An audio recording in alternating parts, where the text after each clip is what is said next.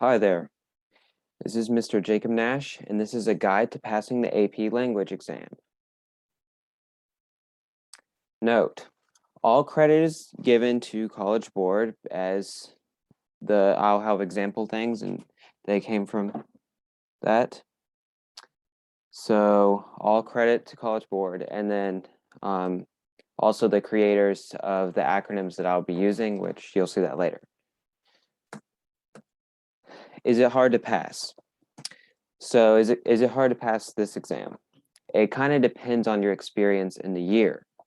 So if you've had a really good teacher, then it should be easy to pass. But maybe if you didn't have a good teacher, it could be a little hard. So you got to make sure that you're practicing. Now, if you're watching this when I made it, the exam's tomorrow. So there's not much you can do, but just keep in mind the things that I say, and then you should be fine. But your teacher should have been consistently giving you essays as much as you might have not liked that, and multiple choice practice. So if they just gave you, if you've only done one synthesis essay in the whole year, not so good. You should have done it probably like 5 or something, or even more maybe, of each. And you should have been doing multiple choice practices. So what do? If your teacher hasn't been doing that and you don't really know what to do, what do you do? Well, first let's talk about the parts of the exam. First, you will do multiple choice section. And this has 45 questions in 60 minutes. You might be like, oh, that's nice. At least it's not like the US history one where you have 1 minute per question. Well, it's not really as much as you think, because it still takes time to read the passages. And these are the different kinds of, there's 2 parts of this. First, you'll start out with reading. Well, this is what it's like. Read something and answer questions about it. So it'll be like, this is something from 1903 about this person, and it'll tell you a little bit about it, and then you read it, and it'll be like just comprehension questions, sort of. That's 24 questions. Then see some dumb draft and correct it. So it's like some like dumb student that's like, oh, they're trying to say this, what should they say instead? Then that's 21 questions. For some, the one part is easier than the other. Personally, to me, I think the writing one, the see a dumb draft and correct it, that part is easier to me because it's not sophisticated language. It's like something that you would write. Like, it's pretty simple words. After you do that, then you'll have a 10-minute break. Oh, at least that. But then you have essays. And the thing that's kind of strange is that you have 2 hours and 15 minutes to write the 3 essays. You don't have like, all right, 45 minutes for this essay. Now let's go on to this one. And you can't go back. It's like you just have all that time and you have to write all 3 essays in that time. They will tell you should be moving on to the next essay. They'll at least say that, but you have to kind of manage your time well. And I'll talk about that later on. But these are the 3 essays that you have: synthesis, analytical, and argument, and we'll go into depth about that. So let's start out with what do I need to pass? So you need to have at least 50% of the multiple choice questions right, so 23 out of 45. And you also need to get at least 3 out of 6 points on the essays. In case you didn't know, for all the essays, there is 1 point for thesis, 4 points for evidence, and 1 point for sophistication. The sophistication point is not really possible to get unless you're like some expert. In that case, you wouldn't be on this video, so probably you won't get it. That's okay. You can still get a 5 if you don't get that point on any of them. So, but even though this technically isn't really that hard to do, you can do not much and you can still get 3 out of 6 points on the essays, and most people can get 50%, but you need to aim higher, because what if you mess up? What if you just like all of a sudden feel like sick or something, and you somehow like write really bad on one of the essays? You got to count for that, because what you want to have done better, because you only get one chance to do this. And or you never know, like what if you thought you did well in the multiple choice but you didn't? You don't want to be surprised by that too in July or something. That has happened to a lot of people before. So let's aim higher, and let's try to make sure that we are trying to do the best we can, so that just in case we don't do well, we can still pass. All right, let's start out with multiple choice tips. Here are the 6 tips that I have for you. Oh wait, it's 9 actually, but here's the first 6. You need to read the passage first and underline the main argument. So, well, actually, technically before that, you need to read the information about whatever passage you're going to read. So you need to know about the year for the reading ones. You need to know about the year, and it will tell you a little bit about the person. So it'll be like, oh, this person was a women's rights person. Okay. Because if you don't read that, then it's going to be a little bit kind of difficult to understand. Usually the reading passages don't go before the like 1850s. And they don't talk like they have no brain after the 1850s, at least that. And then for the prompt ones, there's not really information ones, like the read this dumb thing and then correct it. There's not really information for that. But as you're annotating, so your teacher may have, I mean, if you've been preparing the whole year a certain way, then you can keep doing that. But I suggest that you don't take too much time annotating, because you don't have a lot of time. So the only thing that I think you should do is circle or underline the main argument, because if you understand the argument, then it's going to make the questions a lot easier. So, oh, I can tell this person was for prohibition. So I'll underline that, and underline things, even like be thinking ahead and think, oh, maybe they'll ask about that. And like, just do that, but try to read it as quickly as possible. And you don't have to understand everything. It's just like with like the SAT or ACT. You don't have to understand everything that's in there. So if it says like, I dropped the washing machine out of an airplane, and you're like, what does that mean? Well, it doesn't really matter unless it asks a question about it. So just skip over that and keep reading. All right, so then you want to, whenever there's a question about specific lines, so it says in line 9 through 12, it says this. What does this mean? Read before and after, because it might not make sense alone, but it will make more sense if you read what was before and after. It's definitely before. And don't change your answers unless you know you're wrong for sure. It is a proven fact that whatever you choose first is usually, like, obviously not always, but I mean, like, if you are not sure about, like, if you answer something and you're like, wait, I don't know if that's what it is. If you come into that situation, don't change it, just keep going, because usually you're right the first time. Then also you should practice some tone words, because there's usually some questions with 10 gibberish words. So remember, it's A, B, C, D, E, and it'll be like the passage ends on a note of the and like it will be like that, like they do that on purpose because they're just trying to be dumb. But you might want to practice some tone words. Just look up AP Lang tone words, because they have those. But usually it's only like 1 or 2 questions, at least that, or maybe a little bit more, but no more than 5 usually. And if you run out of time, pick a letter for all the remaining questions. So let's say that you're on question 37. So remember, there's 45. So if you're on 37 and there are like 5 minutes left, then go do 38B, 39B, all the way to 45B. Just do B, B, B. Well, it doesn't have to be B, but any letter you feel like doing. For me, I just do B. And then don't just leave it, because by the time you're doing that, you'll still have like 4.5 minutes or something. So then go back, and if you're like, that's dumb, that will take too long, then you go to a different one, but change them if you can. Also, don't take too long on any question. No more than 90 seconds. Just pick an answer and come back later if needed. So if you're like, I don't know what it's saying, I don't understand what it means, I really don't, there will be probably one passage that's like that.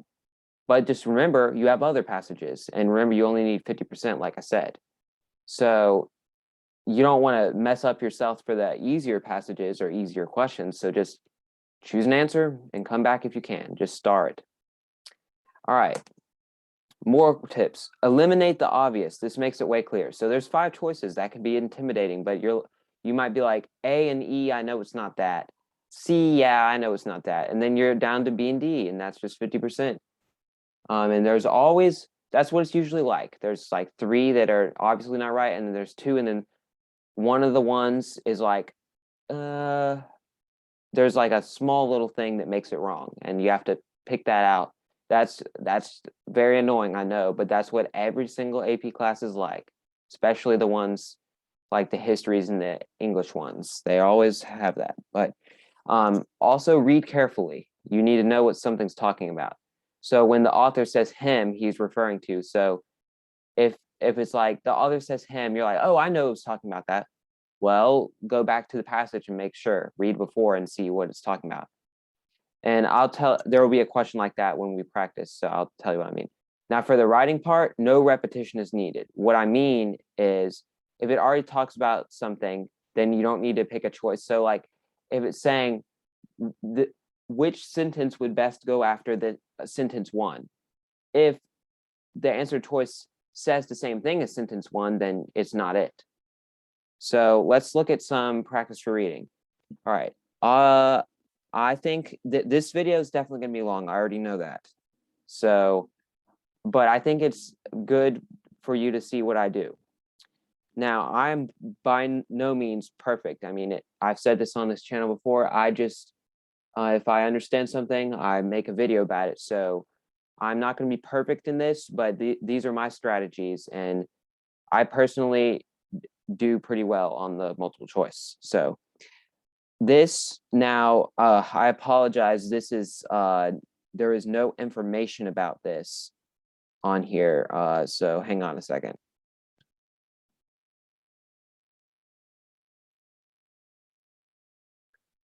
Okay, that's better. This passage is excerpted from a speech given in 1850 and published in 1855. So it doesn't tell you who it is, but sometimes it will, and it will tell you like what they're writing about, but it doesn't in this case. But that's the point. They're trying to make sure that you know. So just by that, we already can know that we need to make sure we know the argument. So I'm going to turn on this annotation thing, and I'm going to underline the things that I think are important. All right. For more than 20 years of my life were consumed in the state of slavery. Okay. By that, we know that this is someone that used to be a slave. And we know the time period, the Civil War hasn't happened yet. Okay. My childhood was environed by baneful peculiar. See, I'm not going to be able to pronounce all these words. Like I know that how that's supposed to sound, but I'm not going to be able to say it. But basically, all right, so that doesn't sound, that kind of seems like a negative connotation, baneful, you know, of the slave system. I grew up in the manhood and the presence of this hydra-headed monster. Well, that seems like some kind of metaphor, so let's underline that because I'll probably talk about it. Not as a master, but as an idle spectator. Not as the guest of a slaveholder, but as a slave. Ooh, that's uppercase. That might be important. Eating their bread and drinking the cup of slavery with the most degraded of my brother bondmen, sharing with them all the painful conditions in their wretched lot. So we can tell, already we can tell that he's arguing against slavery, which makes sense because he used to be a slave. In consideration of these facts, I feel that I have a right to speak. So basically he's saying, I have the right to speak because I was a slave and I know what it's like. And he can speak strongly. Well, we don't necessarily know that it was a he. Oh, manhood, yeah. Never mind. Yet, my friends, I feel bound to speak truly. All right, this part, I apologize, this is kind of small.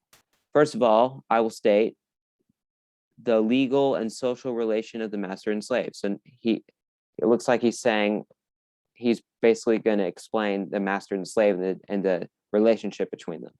The master is one, to speak in the vocabulary of the southern states, who claims and exercises the right of property. So he has a right.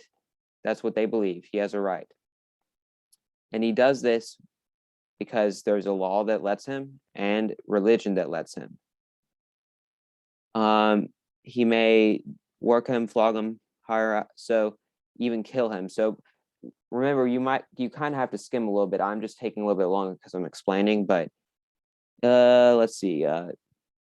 Divested of all the rights, that's not good. Reduced to the level of a brute. That's definitely not good. And this is italicized. That must be important.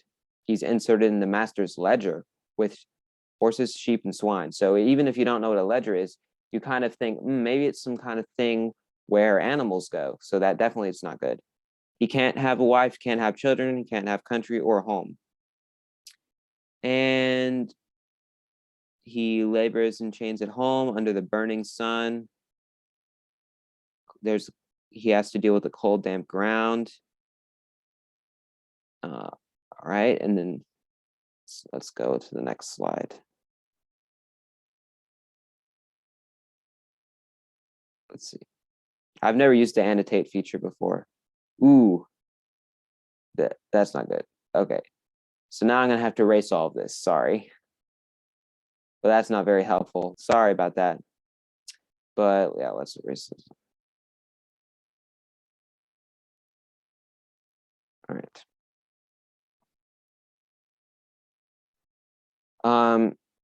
Okay, so we are sometimes told of the contentment of slaves.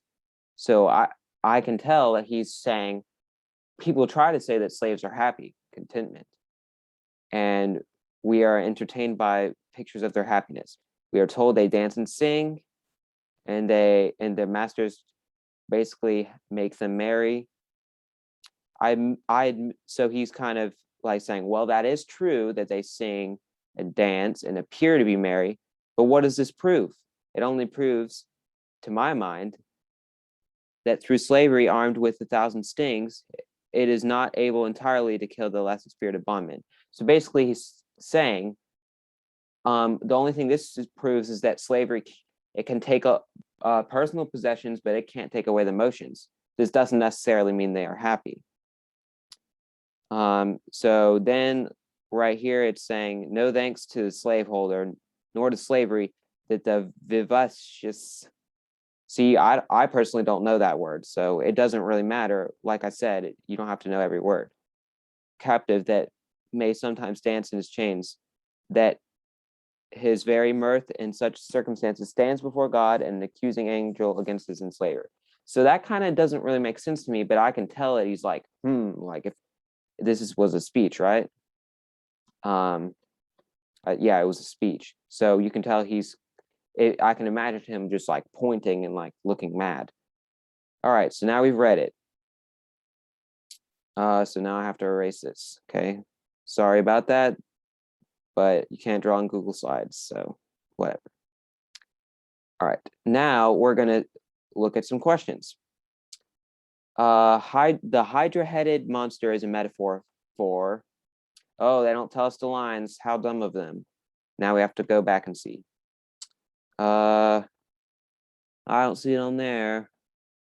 Oh, remember I underlined that, but of course it's gone. Here it is. So it was the question, I believe the question was, it's a metaphor for, so basically it's saying, what is it talking about?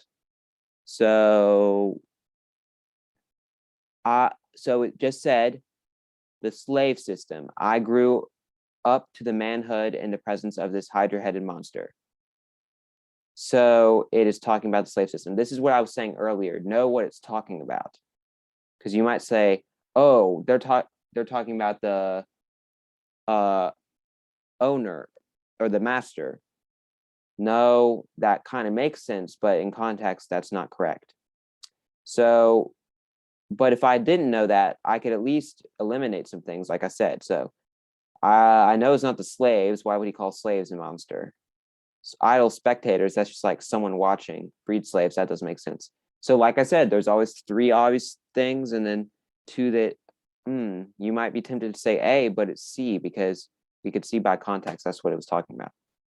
In the passage, the author provides what rationale for the legal ownership of slaves.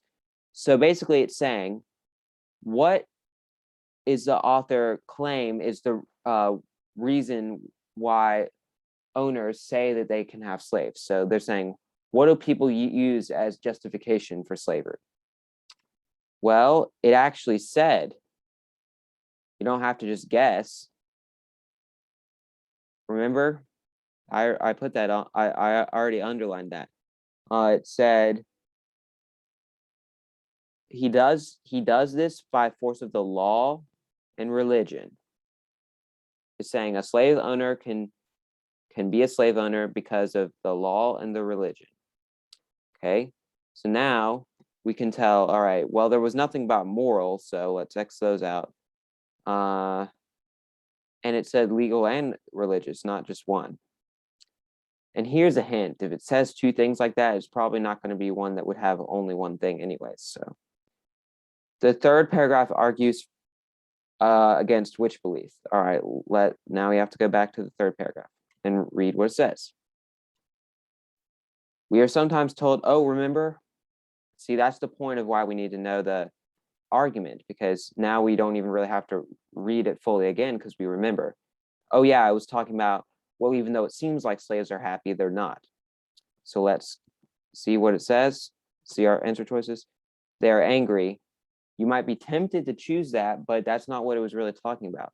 They will never revolt. We know it didn't say that. We know it didn't say that. We know it didn't say that. So really, it would be down between A and D, but it's D.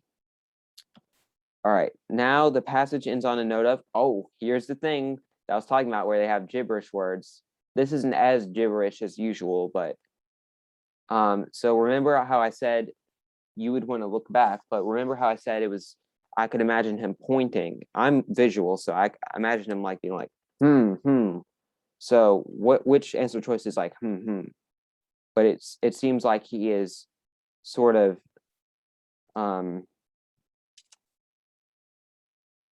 like, I don't know how to say it, but let's just look. Fatigue, is he like, oh, I'm tired of giving this speech? No. Frustration, oh, like I'm really mad. Maybe. Divine retribution. I don't know about that. I'm not really sure what that means, but I know it. Let's keep that in there. Dignified resignation. Well, is his argument, like, is his purpose to be dignified? No. Philosophical? No. So does he seem really frustrated, or does he seem like divine, like, like, I don't really know how to put it in the words. Like I said, I'm no professional, but the answer choice is C, because he is frustrated. So this is why this one's a hard one. But remember, you only need to get 50%. If you could have just gotten those three, then that's good. All right, we got to move on now because we have a lot of other things to do. All right, now let me erase these things real quick. And now we're looking at writing multiple choice. All right. Okay. And for this one, you don't have to, underlining isn't as necessary, but you pretty much underline anything that seems stupid, because if it's stupid, then they'll probably tell you to change it. So there's nothing here, but it usually would say the following thing is a draft. That's what it usually says. All right, drive through any suburb in the US today, and it's hard to miss the bins that have become companions to America's trash cans. So you might be like, huh, what are you talking about? Oh, but then it's okay, because then they say recycling. Recycling has become a commonplace. Yeah, people recognize it as a need to care for the environment. So I'm going to skim a little bit.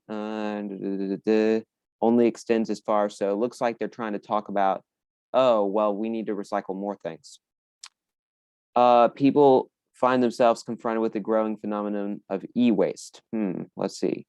Oh, techno fashionable devices. They usually end up in landfills. Activists who trash this waste say that users discard it 2 million tons of TVs, VCRs, unless we can find safe alternative, this may leak into the ground and poison the water. So basically they're like, we need to do something about this. That's what this person's trying to say. Burning the waste isn't a solution. Okay. E-waste considers it has reusable things in it. So we could recycle these things. But if we didn't, then it might destroy ecosystems, which is why we need to do it. There are some companies advertising. So now that this is something that I would want to mark up, because this is kind of like an unrelated thing. Like some companies advertising safe disposal say it actually ends up in landfills in third world countries. So, or like that. Yeah, so that's kind of like, well, that doesn't really support your argument. You're trying to say we need to recycle, but you're just saying a company that says it recycles just ships it to a third world country. That doesn't really support your argument. All right. Nevertheless, the small but growing number of cities and corporations that do handle it responsibly make it a cleaner, better place. Okay, good. All right, now I gotta delete all this once again. Okay.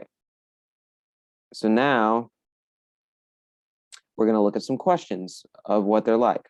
We only have 3 this time. Sentence 4, reproduced below.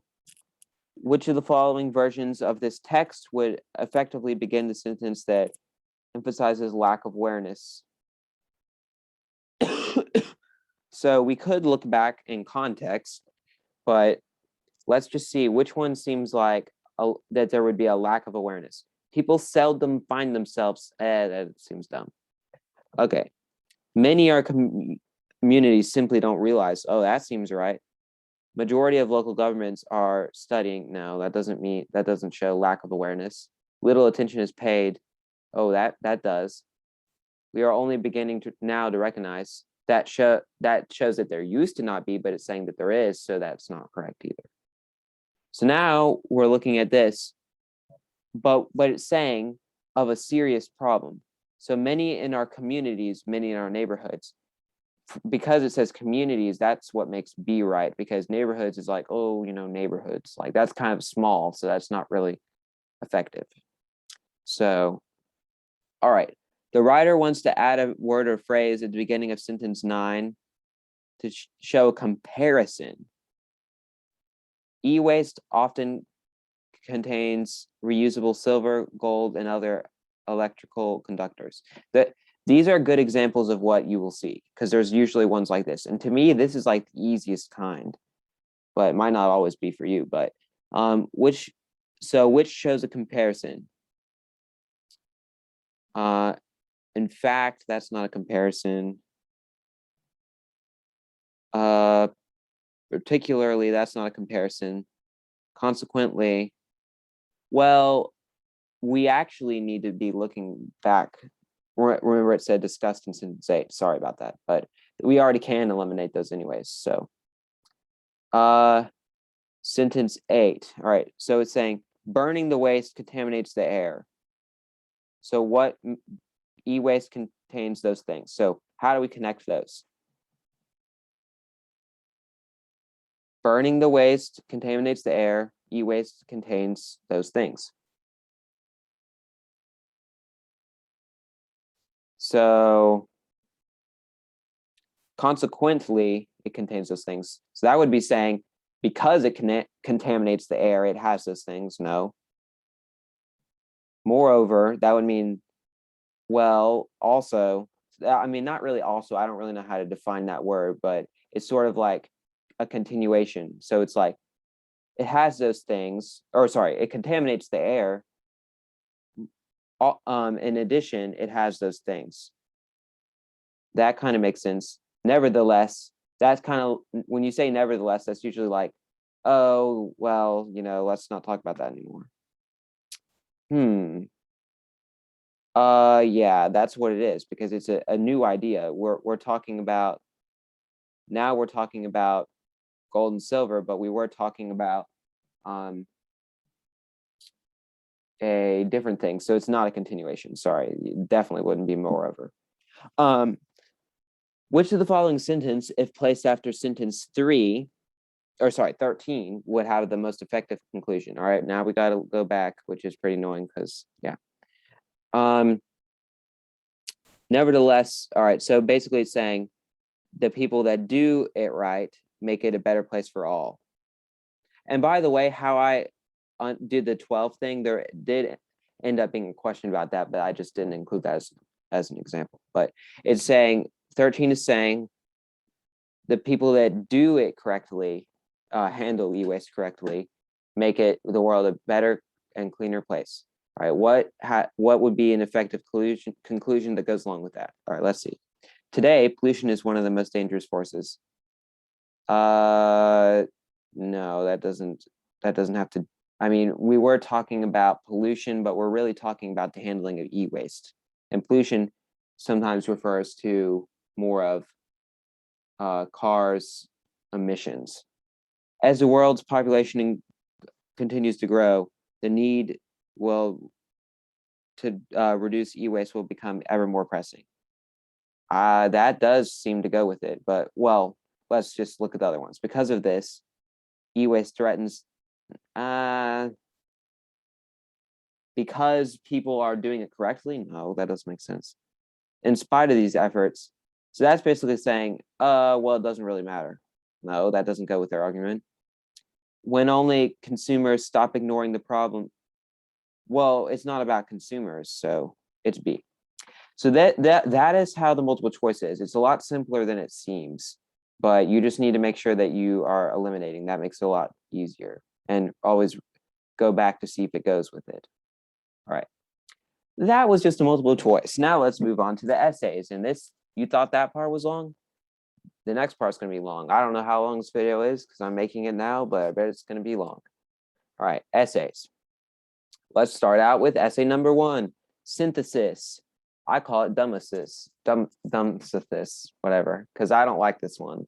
It's kind of, it's pretty, I don't know, it's pretty crazy to me. Like it's just a lot. But what is it? You basically have to use sources and your examples, your own personal examples, to make an argument. You have to do both, or you will not do well. And the time, now here's the thing that's kind of strange.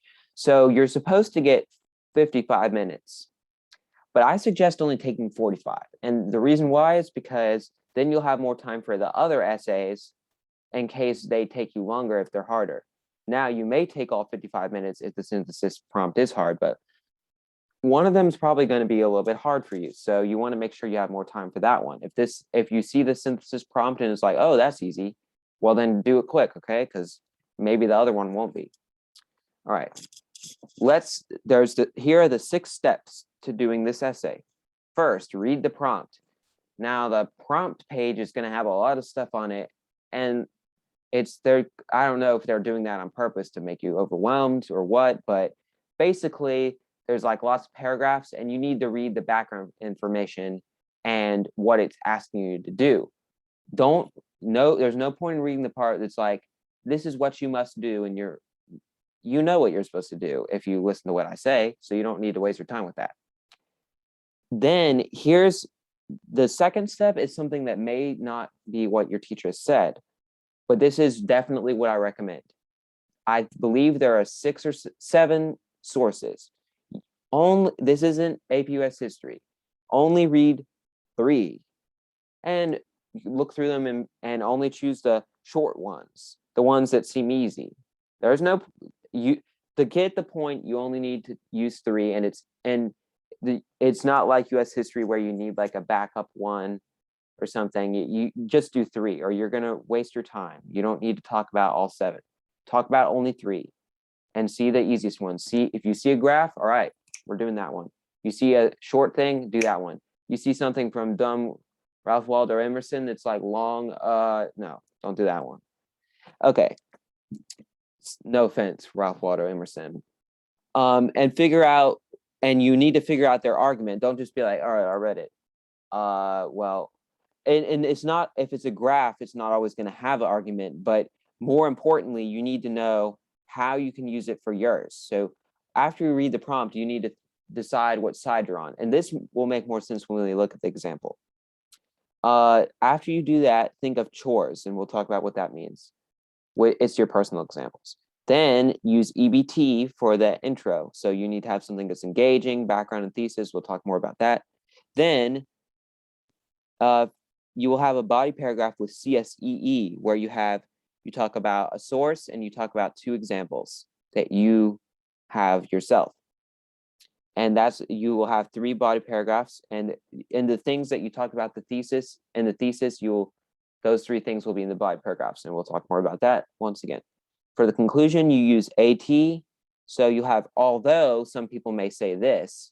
So that's what it means. It's like, so if you say, washing machines should be thrown out of planes, although some people may say that washing machines should not be thrown out of planes because they will land on a farm and mess up the ground, they should be thrown out of planes because this will help with the soil. And that's a stupid example, but that is what you need to do. This sets you up for a possible sophistication point.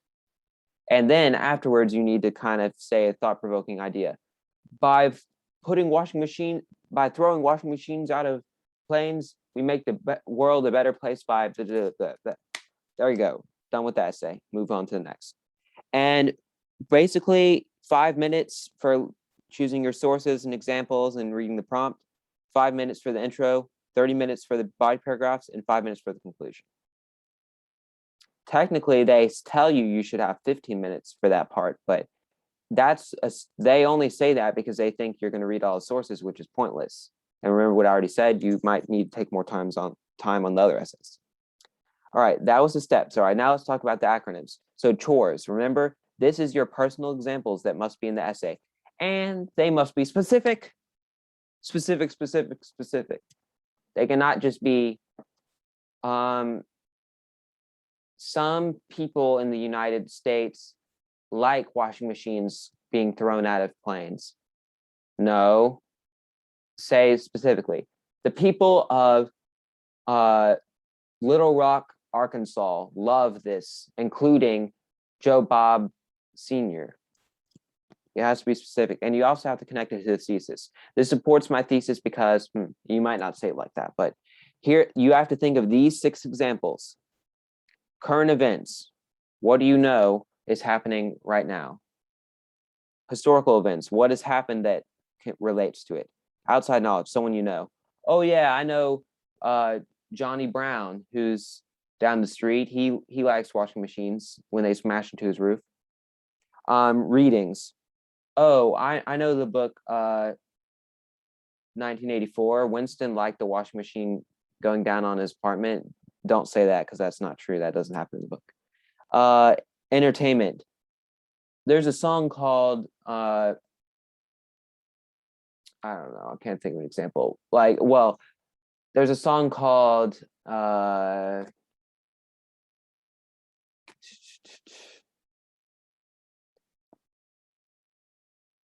don't know. This isn't a real prompt, but you would just think of songs or something you saw on TV, but you have to be specific. And then the science and sports. For science and sports, I almost always would use APA, American Psychological Association. Because here's the thing that's a little bit fishy about this. You can kind of lie, because the point of this exam is not to be like, oh, you need to make sure that your evidence is correct. All they want you to do is have specific examples. It doesn't really matter if they're true. So you could say that American Psychological Association states that when people witness a washing machine coming out of the sky, their life is improved by 61%. You could say that, the reader's not going to look it up, and they're going to give you the point. And that's the same thing with the outside knowledge. Johnny Brown may not exist, but they don't know that. They're not going to come to your house and say, show me Johnny Brown now. So that's what chores is. EBT. So this is the intro paragraph. You need to engage the reader, make sure the reader would be interested. Don't just be like, bleh. Just say like, let me try to think. Today in America, only 6 washing machines fall down from the sky each day. This number should be, or I don't know, that it's not a very good example that I'm coming up with, but you'll see, I'm not going to write a full essay, obviously, but you need to make sure that something engages. And obviously, you're going to get a simpler prompt than a washing machine thing that I'm talking about. Then background information. What would they need to know? So washing machines are this, and yeah, whatever. Then the thesis is washing machines should be dropped from the sky because of this, this, and this. And all 3 of those things are called lines of reasoning, and you'll say them in each body paragraph and talk about them in each body paragraph. CSEE. These are your body paragraphs. First, you'll say the claim, and that is one of your whys, like I just said. Then you'll have supporting info, so whatever explanation you have for why. And then you can use a source too. You have to. You have to use at least 3 sources, and I recommend doing 1 per body paragraph. So when you're picking out your sources, think about how they connect to your whys. Then you have your 2 examples from chores. So you might be like, oh, I'll use the H and E for this body paragraph. All right, then how do you use a source? Well, quoting is not a really good idea, because then they'll think that, then that's when the sources start talking for you, and you need to talk. They need to support your argument. You don't need to, it should not support your argument. Well, what am I trying to say? They should not be, your argument should not be the sources. Your argument should be what you say, and that supports it. So you could say, and Pew Research study on whatever. So don't say in source B, it says, say what the actual author is. And then you can cite it by doing source B or whatever it happened to be. And you have to explain why it supports their claim or no point. So don't just be like, it says this, period, done. No, say this shows that, oh no, I'm running out of time. Well, if you run out of time on this, you have to you should mash body paragraph number 3 and the conclusion together. That's okay. So you can talk about it and then just finish. You don't really need the although thing. There's no point for that. But that's, well, it's technically sophistication, but you don't, like I said, you can still get a 5 without that. So just make sure that you have 6 personal examples, remember, chores, and 3 sources that support your thesis. That's all you need. But if you don't have time, to add in the last examples, you can snatch a bit of time from the other essays, but no more than 5 minutes. So basically, you can be like, all right, well, I'll go a little bit longer. I'll take 50 minutes instead. Well, now you're going to have to be quicker on the next ones, okay? All right, let's look at an example prompt. This is what I'm talking about. Look at how much this is. Here's what I'll show you. I'll cross out things you don't need to know. All right, you don't need to know the authors of that, and you don't need to know that because that's what I just said. It just basically says you have to have your own examples and sources. So in the 19th and 20th centuries, instruction was virtually universal. So now it's basically saying, there was a lot of handwriting instruction, now there's not. Carefully read 6 sources. Sorry, it was 6. I didn't mean to say 7. Write an essay that basically develops your position on handwriting's instruction. So I would do what I just did, like underline what it's asking. So basically, the only thing that you need to know from this is what is basically, should handwriting instruction, is there a point in it or no point? And like looking through the sources, like for example, if you saw that these are example sources from this prompt, and you would be like, all right, I'm going to look at that graph. That's easy. But then you see this thing. All right, that's long. So that's how you choose your sources. Now, I and here's a very important thing, all right? Let me erase this. So then after you choose your 3 sources, and you would decide what I'm going to say that it is a valuable thing. And now we would have chosen 3 sources, and now we're going to do our chores. All right, current events. And this should take me no more than 5 minutes. And if it takes me a little bit longer, that's okay, but I'm going to have to go quicker on the other parts. So, what current event has to do with that? Okay. Well, let's see.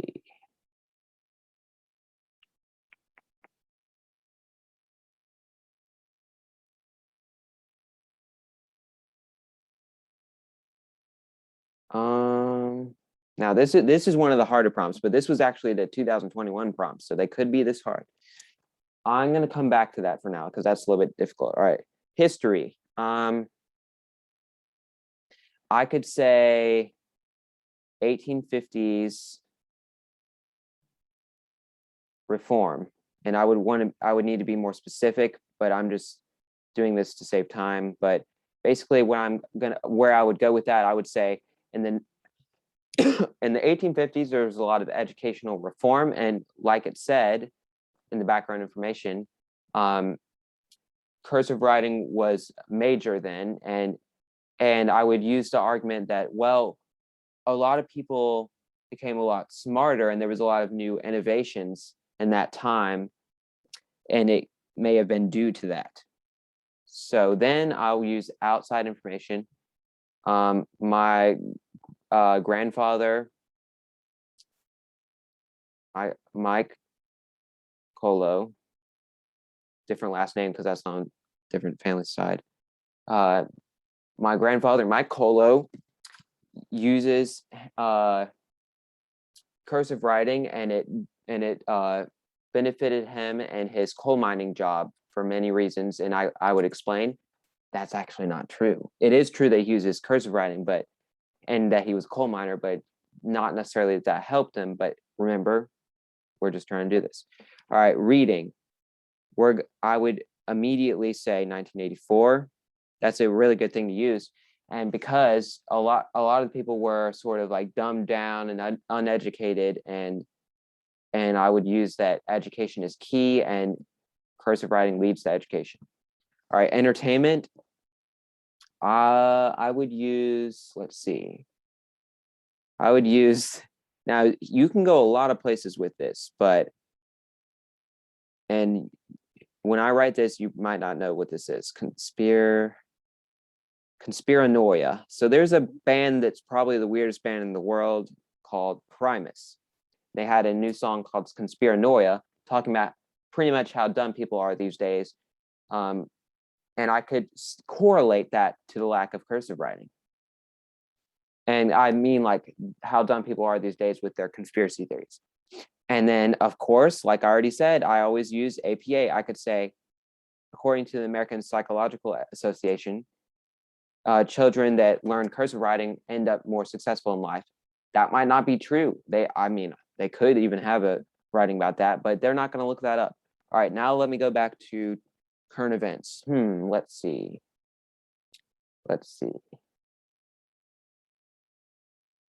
Okay, now the thing with current events, your reader is not going to care if you appear to have some kind of political bias, but that's really what's going to end up happening when you use current events. So I could say, now I'm not expressing a bias in this, but critical race theory. There's a lot of controversy recently about whether that should be taught in schools, and I could connect that to a controversy about whether handwriting should be in that sense. So what do you know? That's my chores, and that is exactly what you need to do. And sorry, I have to erase it. But those are all specific things. And what do you know? I would have to use them to support my thesis. That there is the synthesis essay. Next, and if I'm coughing, not because I'm sick, for some reason I cough when I talk for a long time. Next And analysis. This is my personal favorite. What is this? Well, kind of obvious. You have to do an analysis on something that you read. So read something and write about it. Well, what do you write about? You write about MSE. MSE, that's the key thing for this essay. MSE, MSE, MSE, MSE. M, the message. What the heck is that person saying? Tell me. Strategies, what are they using to convey that message? So like, oh, like, all right, they said that, but how do they say it? They say it by this, they say it by this. And the thing about that, you don't have to say specific literary devices like alliteration or something. You could say, well, I'll talk about that later. And then effect, how does the message affect the audience? So those are the three things that you have to do to get the points. And you have 45 minutes to do so. Steps. Read the thing, obviously, and take note of the time period. And so basically read the background information. So this was a speech by Martin Luther King in the 1960s. If you don't read that, you'll be like, what is this person talking about? Who is it? Read it. And steps 1 and 2 need to be done in 5 minutes. Oh, sorry, 1 through 3. So the prompt the prompt is always the same so far, at least, but I doubt it would change. But it always is, and it basically, in simple terms, it's what I just said, MSE, message, strategy, effect on audience. That's all it's asking you to do. Take note of the MS. Oh, sorry, I skipped number 2. While reading, separate the piece into 3 sections. When you're writing the essay, it's chronological. So you're not saying, he talks about this at the beginning and the end, and he talks about this in the middle and the kind of end. No, the first paragraph needs to be about the beginning and what's there. The second body paragraph needs to be about the middle and what's there, and how it supports his message and affects the audience, and so on. So take note of the MSE in each section. All right, what is he talking about in this section? And we'll look at that. We'll do an example. Then write. All right. I understand what that stupid thing is saying. Luckily, that's probably not going to happen. But if you happen to get a really hard analytical thing, did you read the background info? Always do that first. But if you still don't understand, even if you don't understand the message, maybe at least you can get the strategies and the effect on the audience, and you'll still get some of the points. All right, the intro paragraph. Now, this looks crazy, but this is what you need to do. And if you've been learning otherwise up until this point, just keep doing that. But if you're watching this like in September or something, then do this. And author, basically you're saying, and the writer's piece. So for example, I could say, I'll just use Abraham Lincoln, for example, not that he was a writer necessarily, but in Lincoln's speech, well, actually, yeah, there could be his speech. And Lincoln's speech called Gettysburg Address. That's just a random example I can think of. And Lincoln's speech, and you don't have to say entitled, the Gettysburg Address, Lincoln says, what does he say? So that's what the message and purpose are not the same thing. Message is what does he say? Purpose is why does he say it? But okay, with a determined tone, Lincoln incorporates analogies in order, and I'm not saying that he does, but this is an example. He incorporates analogies in order to do that. He incorporates allusions in order to that, and it doesn't have to be literary devices. It could be he uses connotative diction in order to. This ensures that you'll get a couple of points. So this kind of like already says message and strategy. It just doesn't say effect on the. Well, actually, purpose sort of is the effect on audience. What is he trying to achieve? So you kind of get a little bit of a like raw cake dough taste to the reader there. If that's, I don't know if that's a good example, but okay. Then what do you do in the body paragraphs in 30 minutes? For all three that you have, which you'll talk about a strategy in each, you'll have the message, strategy, and effect. And quoting is allowed, but not necessary. So I would say I don't know why I didn't say this, but you do need to have examples. So you say that he says this, but you need to include 2 examples. That is key. So basically, like Lincoln begins with this. He states that this, so it doesn't necessarily have to be a quote, but you could say what he says. So that's a message, but you need to have a specific thing that he says, but it doesn't have to be a quote. I hope that makes sense. Comment if you have any questions about that. All right, then effect on audience. Take note of the background info to see who that is. So if it's a speech, then the audience is not you. You think Lincoln was like, oh, I'll talk to someone in 2022. No, he's talking to the American people. And you could say specifically who that is. Or you should in the essay. All right, then in the conclusion paragraph, you should have restatement of thesis in different words. So basically, Lincoln effectively achieves his goal of saying this by but then you have let me say this because I forgot. What if you forgot to say the effect on the audience from the illusions? Oh, we'll say that there. Probably won't get sophistication point, but at least you said that because then you can get that point. And then some final thoughts, like don't just make it end abruptly. I mean, no points will technically be taken off except for sophistication, but that's how it is. Okay. Oh, great, I'm running out of time. Well, like with the other one, remember, you can mash the last body paragraph and the conclusion together. Just make sure that you have messages, 3 different messages, 3 different strategies, and they have to be explained, and the 3 effects on those 3 strategies, or the effects of those strategies. Okay, example prompt. Now this is like with the other thing, so just X that out, you already know what to do. But this is the background information that you might be tempted to skip, but you can see the time, all right?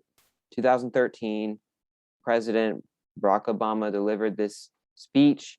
Oh, and he was talking about a Rosa Parks statue, and well, he was dedicating it. All right, that's important. And in case you didn't know, Rosa Parks was an African-American civil rights activist who was arrested in 1955 for refusing to give up her seat. Hopefully, if you already knew that, you could kind of skip that part, but that is good background information in case you didn't know. And this was also the 2021 prompt. All right, now we have here his speech. So remember, it was a speech. So we already know the audience is going to be, like I was doing with the Lincoln thing, it's going to be the American people.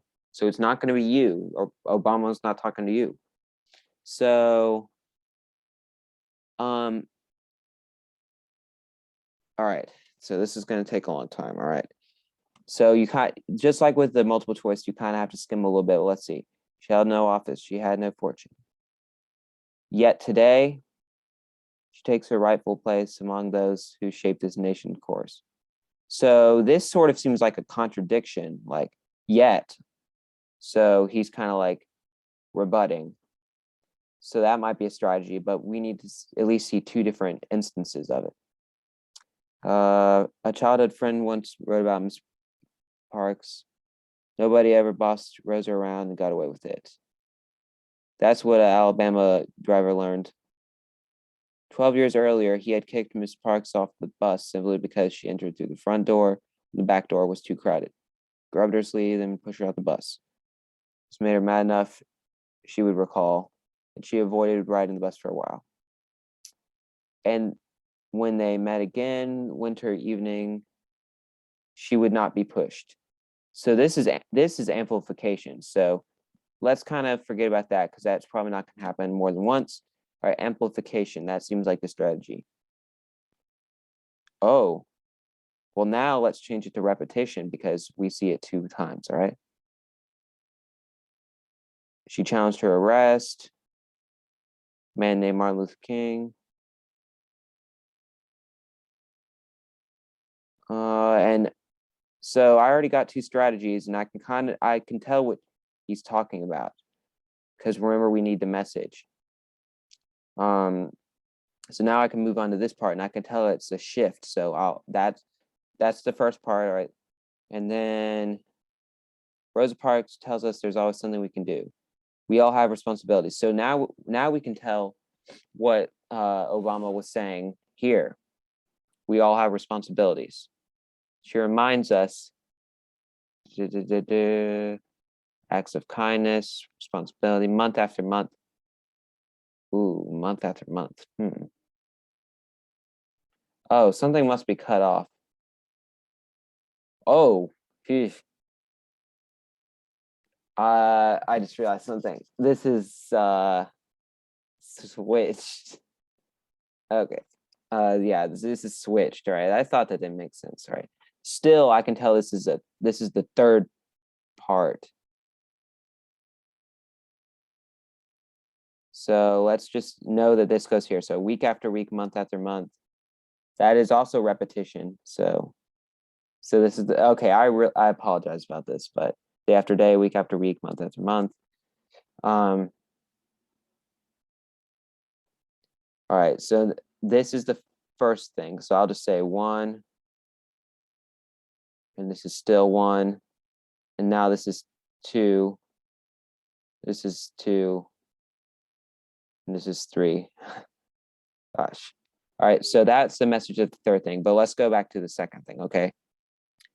All right. We were talking about other activism that she did. Her quiet leadership became an icon of civil rights movement. Striving each day. So I could say, remember, it doesn't have to be a specific device, or yeah. So I could say that Obama includes specific achievements of Rosa Parks to inspire the audience based on her achievements.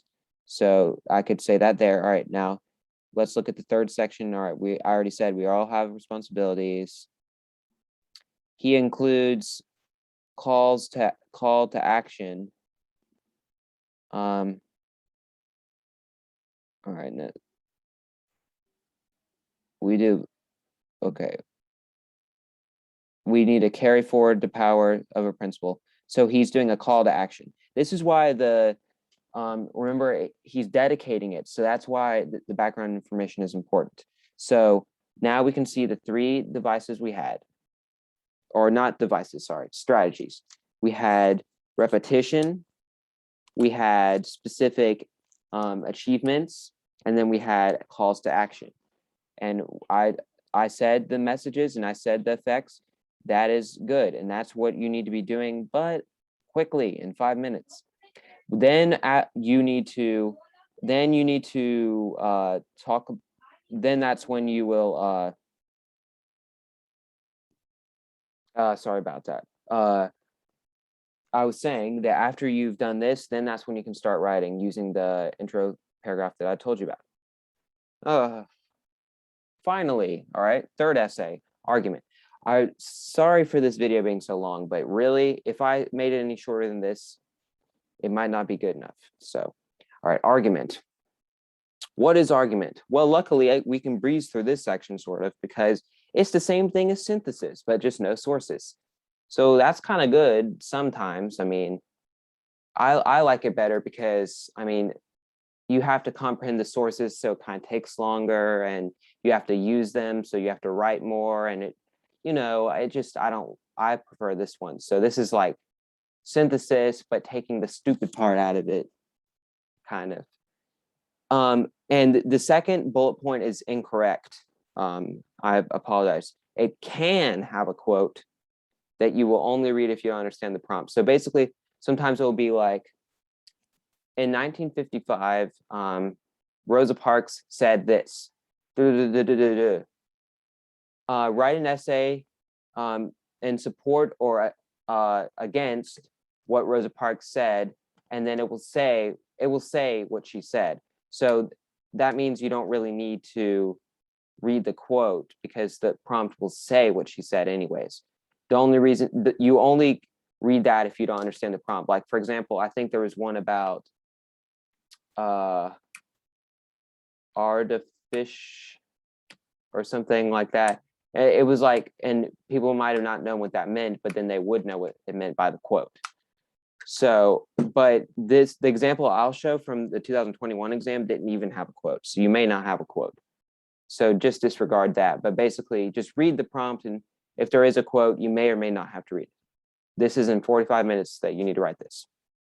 The steps are the same as for synthesis, except you just don't have to read any sources. So you need to read the prompt, then you think of chores, and then go. You use EBT, CSEE, and conclusion. Although some people say washing machines shouldn't be thrown out of plane. Remember that? I say this. So whenever you have although, it's like, although people may say this, here's why I think this, and this is why it is correct. And then thought-provoking idea. So go back to the synthesis part if you don't really remember what those things are. But now we're going to look at an example prompt, and I'm going to do the chores thing again. All right. And like I said, there was no quote. And this is from 2021, so just last year. Many people spend, well, this actually is sort of like it's not a quote, but it's like a background thing that's not necessarily important, but let's just kind of skim it. All right. Many people spend long hours trying to achieve perfection. Other people demand perfection doing things that may be challenging to live up to. So, and contrast. So this is like showing you the arguments. Although some people may think this, other people say it's not attainable or desirable. Now you need to say your position on striving for perfection. All right.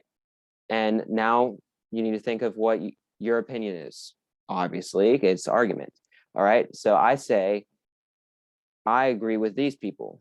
It is not, I don't necessarily think it's not desirable, but I think it's not attainable. So now I'm going to come up with my chores to say why. What could support that? All right. Well, current events.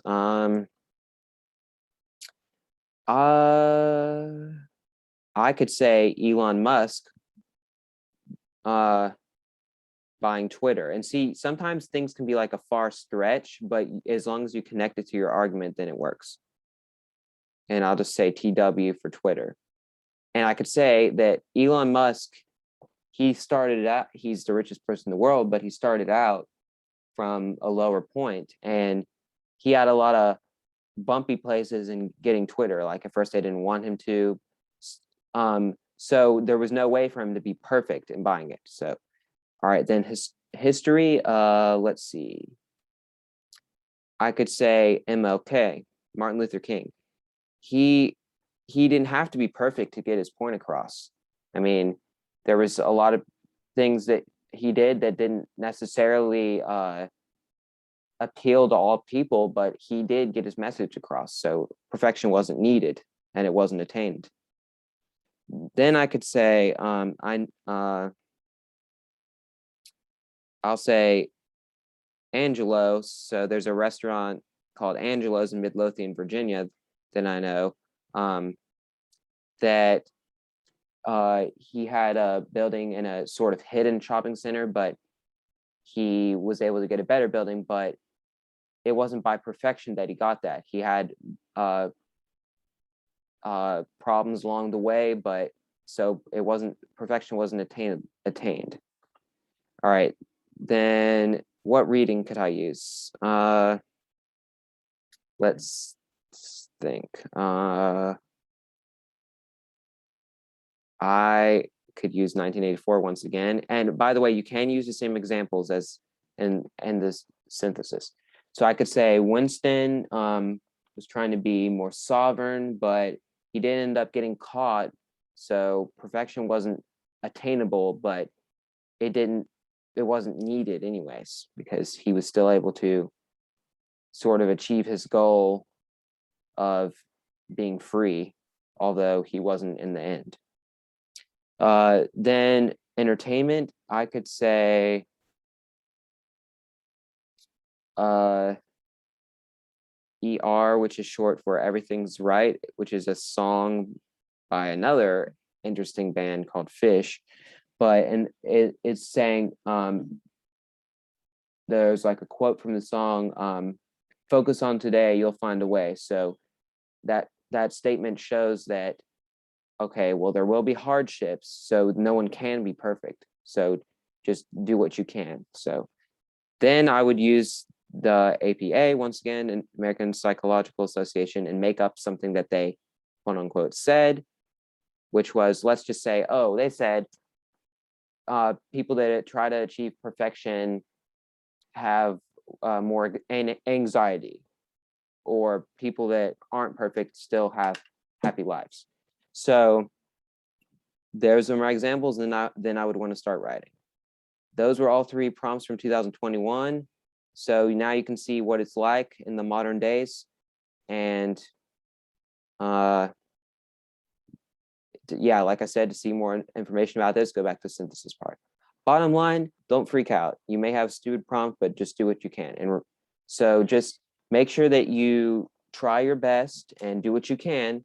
Just remember, you need to have, for the argument essays, just have 6 examples, and for the synthesis, 3 sources that support your claim. And for the analytical, just have message, strategy, and effect. And for the multiple choice, just make sure that you're going back when it tells you about a certain line, and you know what I already said, basically. So good luck if you are watching this and you're going to take the exam tomorrow, or good luck whatever year you're from. But I hope this helped, and thank you for watching.